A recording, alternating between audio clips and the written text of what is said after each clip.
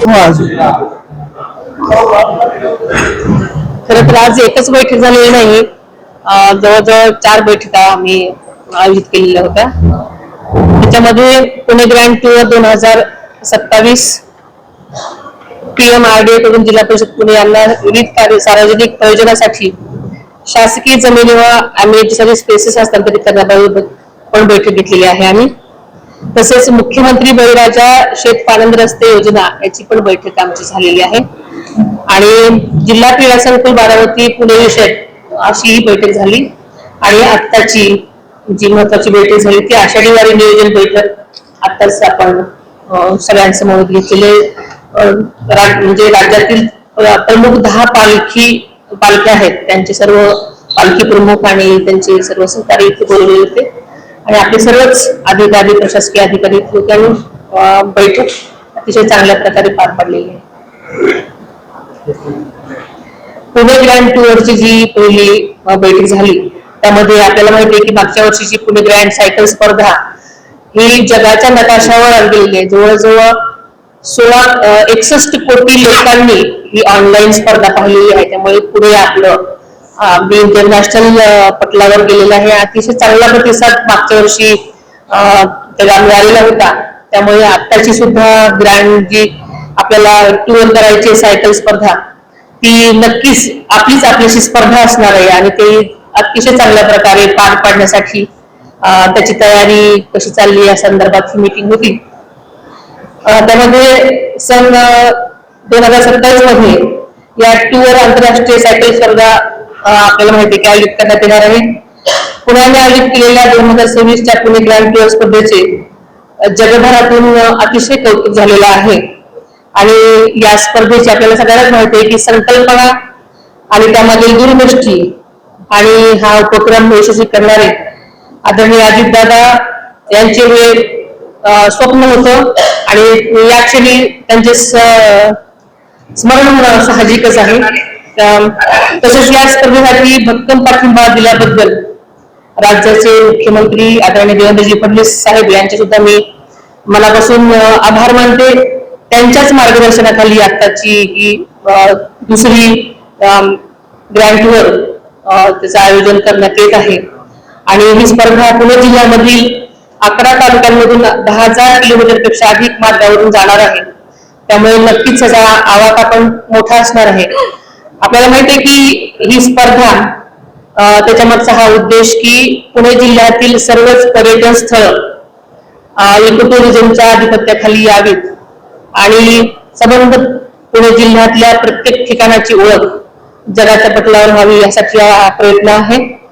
आणि या मार्गावरील रस्ते व पायाभूत सुविधा त्यांचा विकास करण्याबाबत संबंधित विभागांना या बैठकीमध्ये आम्ही सूचना दिल्या आहेत आणि सदरची जी कामं होणार आहेत ती गुणवत्तापूर्वक व दर्जेदार होतील याबाबत आम्ही प्रशासनाला सूचित करण्यात सूचना दिलेल्या आहेत.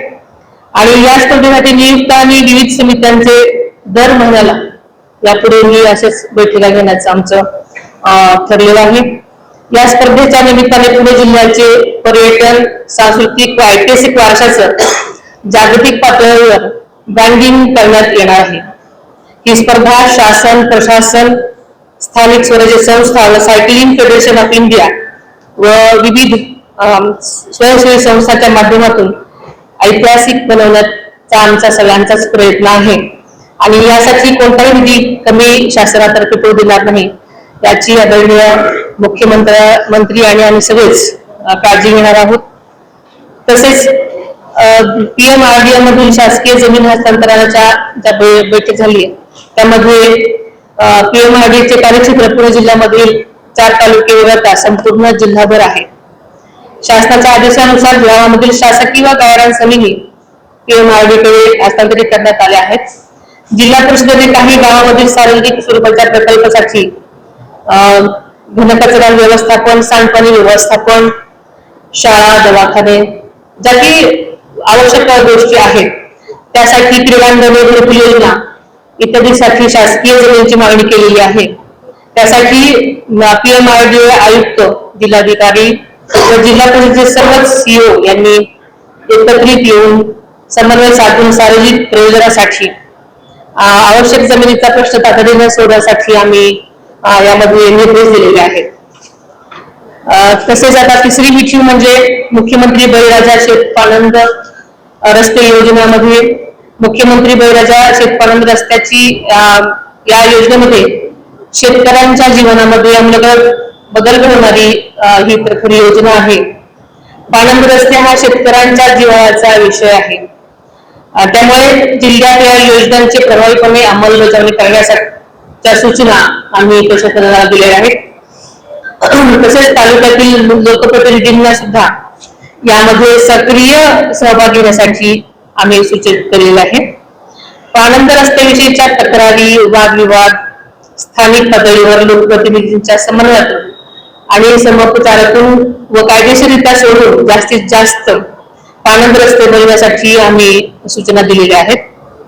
माजी माननीय मुख्यमंत्री महोदय व महसूल मंत्री यांची चर्चा झाली असून या योजनेच्या अंमलबजावणीसाठी निधी कमी पडू दिला जाणार आहे असंही सूचित केले आहे. 1 किलोमीटरसाठी सुमारे 11 ते 15 लाख रुपये खर्च अपेक्षित आहे. त्यामुळे ही कामं सुद्धा नक्कीच दर्जा करण्यासाठी आम्ही सूचना दिलेल्या आहेत. या योजनेच्या माध्यमातून जिल्ह्यातील कृषी अर्थव्यवस्थेला नक्कीच चालना मिळणार आहे. त्यामुळे शेतकऱ्यांना नक्कीच याचा फायदा होणार आहे. पालखी सोहळ्यासाठी उपस्थित राहणाऱ्या वारकऱ्याला पांडुरंगाच्या भेटीला जाताना सर्वोत्तम सुविधा देण्यात याव्यात यासाठी सूचना देण्यात आलेल्या आहेत. यात पाणी, वीज, स्वच्छता, किरकोळ कक्ष, NIA कामं वेळेत पूर्ण करण्याच्या सूचना आणि त्याबाबतची चर्चा आम्ही झालेली आहे. पालखी तळाला सर्व प्रकारच्या सुविधा पुरवणे, जलरोधक मंडप म्हणजे जर्मन हँगर, पाणी पुरवठा यासाठी आवश्यकतेनुसार टँकर्सची व्यवस्था, आरोग्य व्यवस्था, वैद्यकीय सुविधा, आरोग्य मनुष्यबळ, मेडिसिन किट, आपत्ती व्यवस्थापन, NDRF व SDRF चे पथक, कायदा व सुव्यवस्था, यात सुरक्षा उपाय व वाहतूक व्यवस्थापन यासाठी पुरेसा पोलीस बंदोबस्त देणं, पुरेसे प्रशासकीय अधिकारी यांची नियुक्ती करणं, तसेच स्वच्छ वारी, निर्मल वारी, हरित वारी होण्यासाठी प्रशासनावर सातत्याने चर्चा झाली आणि त्यांना योग्य ते निर्देश देण्यात आलेले आहेत. आणि ही बैठक अतिशय चांगल्या प्रकारे पार पडली. प्रत्येक पालखी, ज्या 10 मुख्य पालख्या आहेत त्या प्रत्येकाने आपापल्या समस्या अडचणी इथे नमूद केल्या, जेणेकरून प्रशासनाला त्या सोडवण्यासाठी आता नक्कीच त्यांची दखल घेतली जाईल आणि त्या लवकरात लवकर सोडून हा येणारा पालखी सोहळा अतिशय उत्तम प्रकारे पार पाडण्यासाठी, कुठलीही अपरित घटना न होण्यासाठी सगळ्यांना सर्वतोपरी प्रयत्न करण्याचे आदेश सगळ्यांना दिलेले आहेत आणि अतिशय चांगल्या प्रकारे हा सोहळा पार पडेल अशी सर्वांना खात्री आहे. अशाच नवनवीन बातम्या व घडामोडी पाहण्यासाठी आमच्या चॅनलला लाईक, शेअर व सबस्क्राईब करा. टॉप न्यूज पुणे जाहिराती व बातम्या देण्यासाठी संपर्क मुख्य संपादक कैलास गायकवाड. संपर्क क्रमांक 8080 17 80 77.